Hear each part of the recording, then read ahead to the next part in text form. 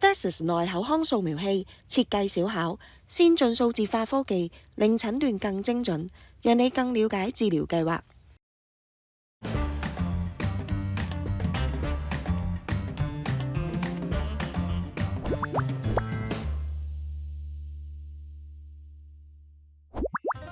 恭喜發財，祝大家身體健康，龍馬精神。我都喺度祝咪咪牙尖嘴利，大家笑口常開。大家好，歡迎你哋收睇澳洲 TVB Anywhere 嘅破解醫學迷思，我係你哋嘅主持人咪咪。牙齒不僅影響我哋嘅外觀，仲會影響我哋嘅消化、咀嚼同埋整體健康。今日我哋好高興請嚟悉尼嘅兒童齒科及矯齒專科醫生 Dr. Gareth Ho 為我哋分享一啲牙科嘅知識。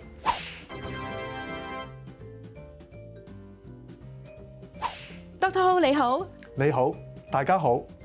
事不宜遲啦，我哋今日要破解嘅迷思係洗牙會洗鬆啲牙。Dr. Ho 啊，咁係咪洗牙真係會洗鬆啲牙㗎？洗完牙之後，好多病人會覺得啲牙有啲鬆脱，主要原因就係牙石同牙石之間會將啲牙黏住。當你洗咗之後，多咗空間，牙齒會覺得鬆。但係牙鬆嘅形成係主要係你之前有牙周病，牙肉同牙骨萎縮。洗乾淨之後，俾時間牙肉同牙好翻，咁牙骨同牙肉就會包住牙齒，令到佢緊翻。咁即係話洗牙唔會整鬆啲牙，係幫助啲牙齒同牙骨恢復翻正常。即係會令到佢健康翻啊！冇錯啦，等於你洗個傷口，你唔可能長期都唔洗傷口㗎。洗完傷口之後，亦都會流血，亦會紅腫，但慢慢經過長期嘅治療，傷口就會好翻啦。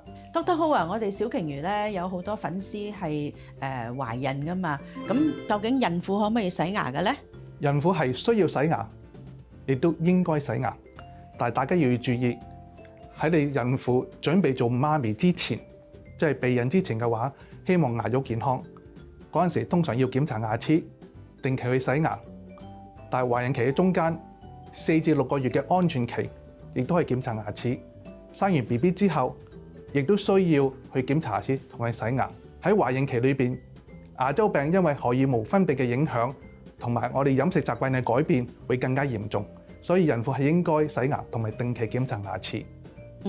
因為咧有陣時咧懷孕初期啦，好多媽咪咧都會嘔噶，咁你知成口都好酸噶嘛，佢哋就會擔心啊，會唔會話我去洗牙啊，流血啊，又或者要照 X 光片咁樣咯？幫孕婦檢查牙齒會同其他人有少少嘅分別，因為佢哋唔可以照 X 光片。咁我哋可以做嘅話，就可以用電腦掃描 3D scanning， 將孕婦懷孕期嘅時候嘅牙齒同牙肉做一個記錄。之後做一個對比，咁因為食物嘅改變，中意食啲酸嘅嘢啊，或者有嘔吐嘅話，咁都需要注意啦。通常牙醫會提呢個個案，就係話點能夠處理呢個嘅問題。個重點係孕婦係需要定期檢查牙齒，亦都需要洗牙。但係時間表方面就係備孕之前4至6個月，同埋生完 BB 之後。咁如果真係啲牙好痛咧，咁又未生 BB 喎，即係我有啲粉絲咧就話死啦，我隻牙係原來有蛀牙嘅，咁喺呢方面咧止痛啊咩咁樣有冇問題嘅咧？普通嘅止痛藥咧，孕婦都可以食嘅，咁但係盡量避免食消炎藥啊，或者係食抗生素。咁通常孕婦嘅醫生會提供一啲意見，但係 emergency 嘅話都要睇，都係預防勝於治療。當你準備生 BB 嘅之前或者懷孕之前，最好睇一睇你牙醫先。Dr. Ho 啊，好多老人家咧好驚洗牙㗎，佢哋覺得洗牙好辛苦。咁喺呢一方面咧，我哋應該點解決咧？嗱，中文有句説話叫做諱疾忌醫，怕洗牙唔代表你唔需要洗牙。有一樣要注意就係身體嘅健康同牙齒嘅健康係有好大嘅關聯嘅。如果你有糖尿病，會影響到你牙周病更加嚴重。如果你有牙周病唔處理嘅話咧，你嘅血糖亦都唔受到控制，咁身體越嚟越差。洗牙當然唔舒服啦，因為你10年先洗一次，咁又會痛，亦都會流血啦。我提議老人家定期檢查牙齒，定期洗牙，唔需要一次過做你10年儲埋嘅垃圾。咁如果你有嚴重嘅牙周病，牙根已經外露，咁洗牙嗰時當然會有啲敏感。咁處理嘅方法就係洗牙嘅時候可以打麻醉藥，但係你又唔想打麻醉嘅話，可以用局部麻醉，即塗一啲物料。喺洗牙嘅時候冇咁敏感。另一個方法就係洗牙之前1個鐘頭食少少止痛藥，咁令到身體對痛症呢個感覺減低。洗完敏感之後，醫生會同你塗氟素，或者用一啲防敏感嘅牙膏塗上去，敏感程度減低。過一段短嘅時間，慢慢會習慣就可以處理啦。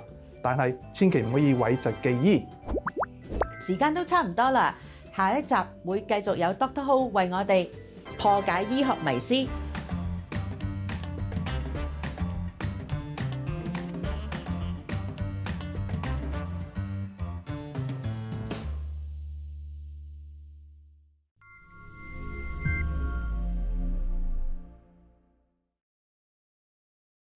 DEXIS 內口腔掃描器設計小巧，先進數字化科技令診斷更精準，讓你更了解治療計劃。